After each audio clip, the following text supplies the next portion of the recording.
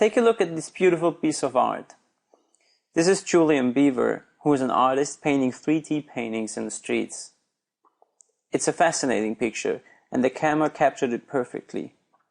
But it looked at the painting from a particular perspective, and there are many other ways to look at it too. This, for example. From this perspective, it doesn't at all look like the beautiful drawing that we just saw.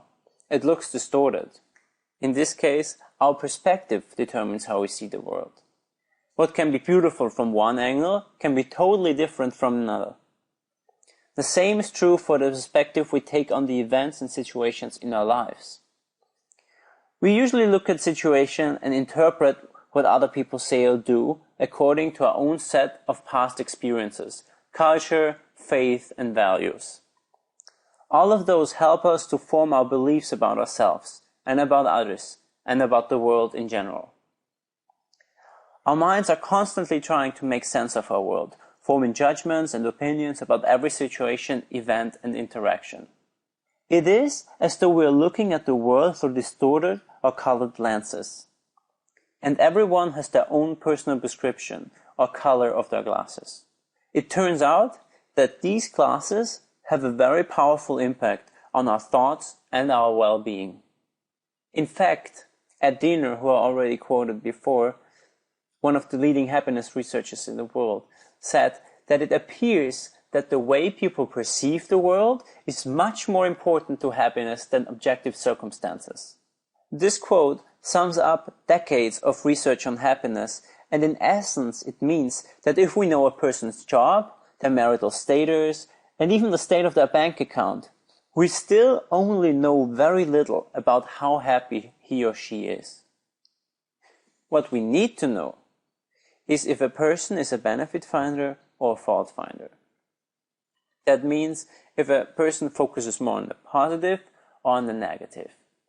The benefit and the fault finder are two archetypes that have been introduced by Tal Ben-Shahar, who taught positive psychology at the University of Harvard a few years ago. And these two archetypes capture in many ways how we can create our reality, how our perspective creates our reality.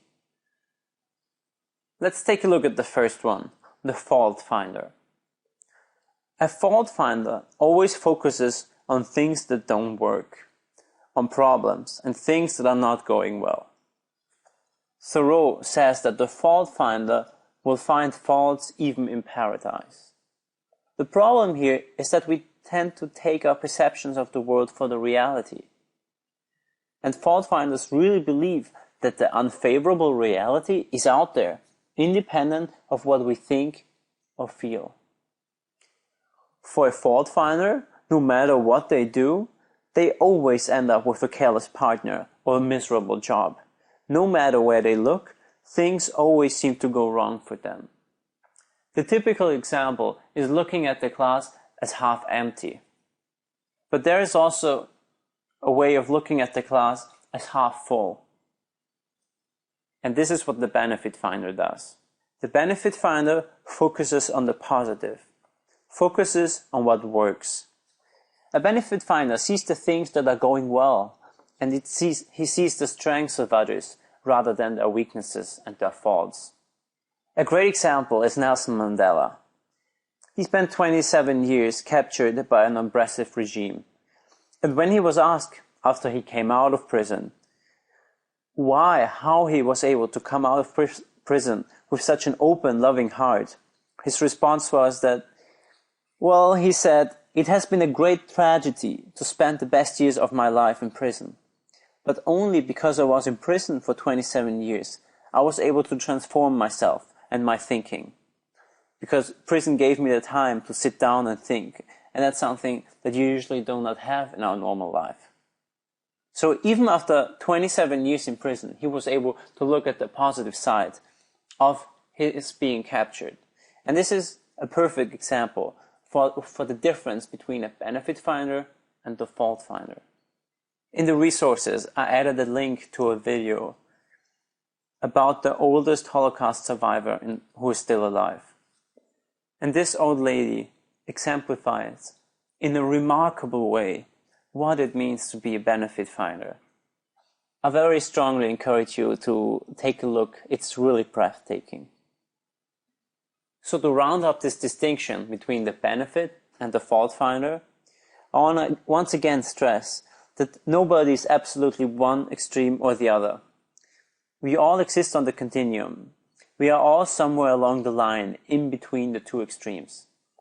So what I advocate now is to move from fault finding more towards benefit finding, because it has a lot of benefits, and we'll see more about that soon.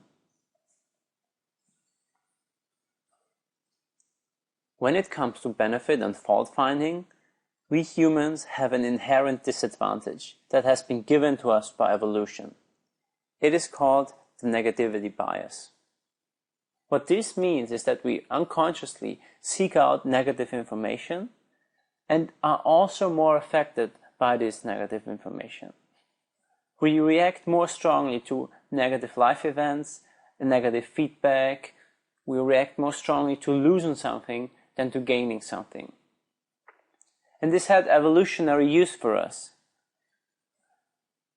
We had to be more alert towards dangers, because one mistake could mean our death. Today we still have this negativity bias. It's ingrained in us by evolution. The problem is that it has become maladaptive in today's world.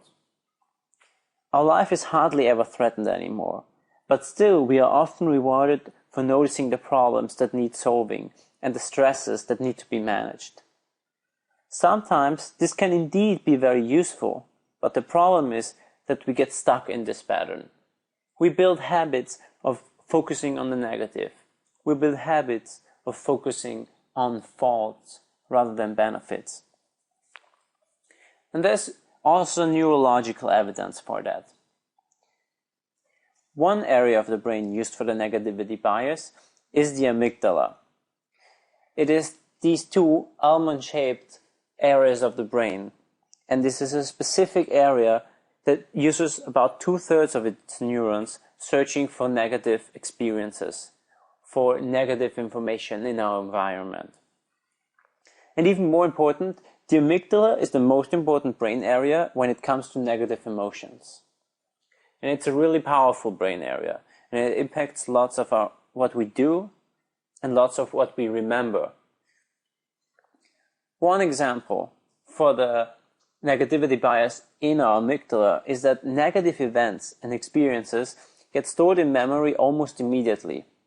On the other side, positive experiences have to be held in awareness for more than 12 seconds in order to transfer from short-term to long-term memory. With all the information we just heard about benefit and fault finding and negativity bias, the question becomes that is benefit finding about being detached from reality? Is it about wishful thinking and dreaming? And the answer is no, that it's actually the fault finder who is detached, because the fault finder misses out on most of the good things, and most on the things around him that are working well. Stavros and Torres phrase it like this: we see what we look for, and we miss much of what we are not looking for, even though it is there. Our experience of the world is heavily influenced by where we place our attention. And even more, being a constant fault finder comes with great costs. Fault finders are less creative, are more prone to depression, and have higher stress levels. Maybe even more importantly, they are considerably less happy than their benefit-finding peers.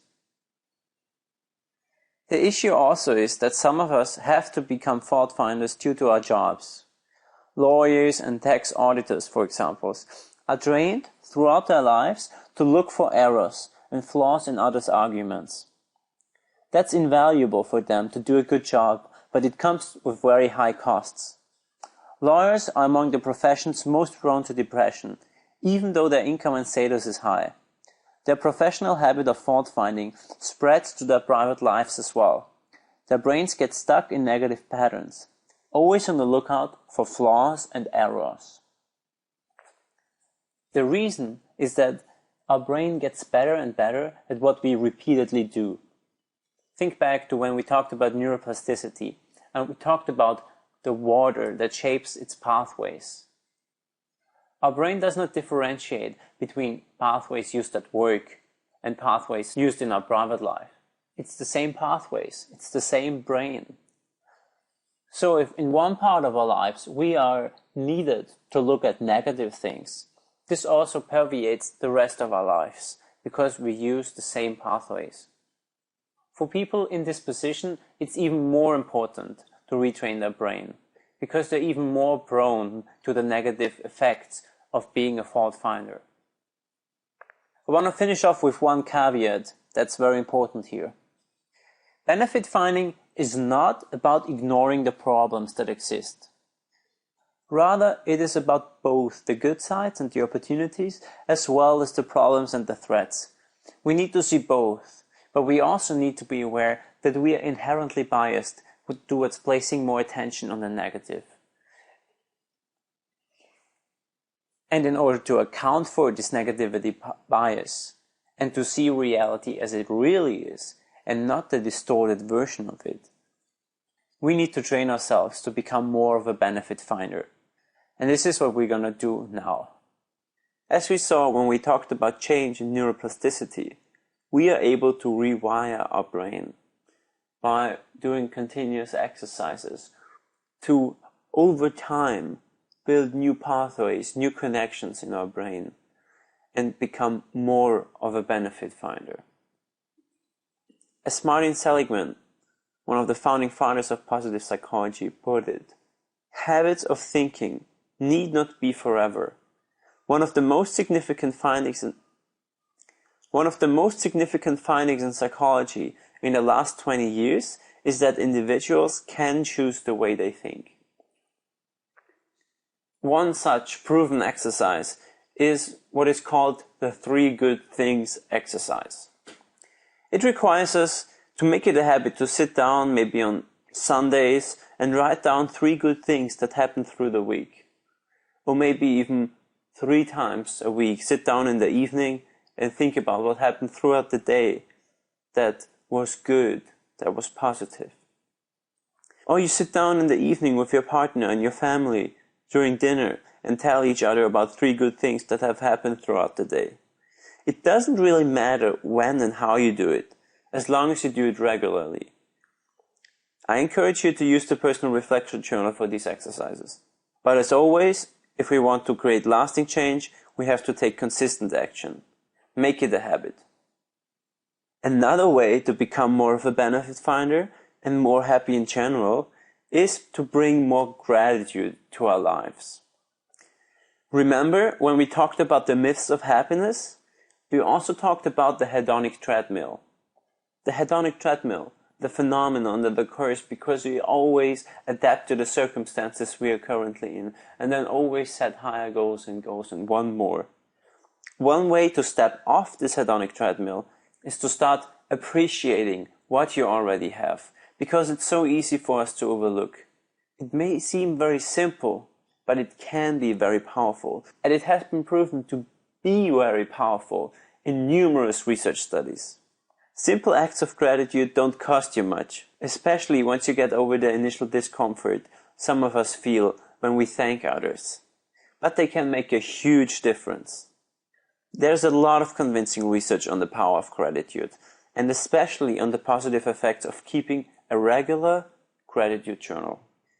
A researcher called Emmons points to his research and also the research of others that shows that translating thoughts into concrete language, doesn't matter if you say it or write it, has advantages over simply thinking. It makes us more aware of them and deepens their emotional impact. And that's why writing in a journal can be so much more powerful than simply thinking about something. So what I encourage you is to make it a regular practice to write down what you're grateful for. Keeping this journal is about getting ourselves to pay attention to all the good things in our lives, to all the good things that we usually take for granted. If you decide to write a gratitude journal, Here are 5 tips that have shown to make writing this gratitude journal and gratitude in general more effective. The first one is to go for detail. It's better to look at 1, 2, or 3 things in particular and elaborate on them in detail than writing a superficial list of many things. The second tip is get personal. Focus on the people to whom you're grateful for, rather than only for the things for which you're grateful for. Another very effective way to stimulate gratitude is to reflect on your life and how it would be different without certain things, without certain blessings. For example, what if I didn't have my loving wife or husband? Or what if I didn't have this comfortable bed? The fourth one is to try and record events that were unexpected and surprising, because these elicit stronger feelings of gratitude. And the fifth one, I already mentioned before, is don't overdo it. Writing occasionally has been shown to be beneficial, but writing every day makes us adapt to gratitude. So we are also able to adapt to gratitude, so that's why we don't want to overdo it. Do it once a week, maybe twice a week, and see how it fits into your life and how you like it. Of course, there is no right way to do it, and you don't need to buy a fancy personal journal to record your entries, or worry about spelling or grammar. The important thing is to establish the habit of paying attention to gratitude-inspiring events. Another thing that you can try is to share your gratitude. This can be very powerful. When you're thankful for something that another person did for you, share your gratitude with them. Let them know what they did for you and that you're grateful for it, and maybe even why you appreciate it. You can write them an email or simply call them, or even do it in person. By sharing your gratitude, it's not only you who benefit from it, but also the people you're grateful for. It is a powerful way to also affect the people around you in a positive way. Let me round up this lecture. The essence of what we talked here is that our thoughts create our world. Where we place our attention on matters. We have the choice to place our attention on what is good or what is bad. And this, in turn, creates our reality. And we can break out of this. There are exercises that help us cultivate being more of a benefit finder, help us cultivate to look more on the bright side and not neglect it.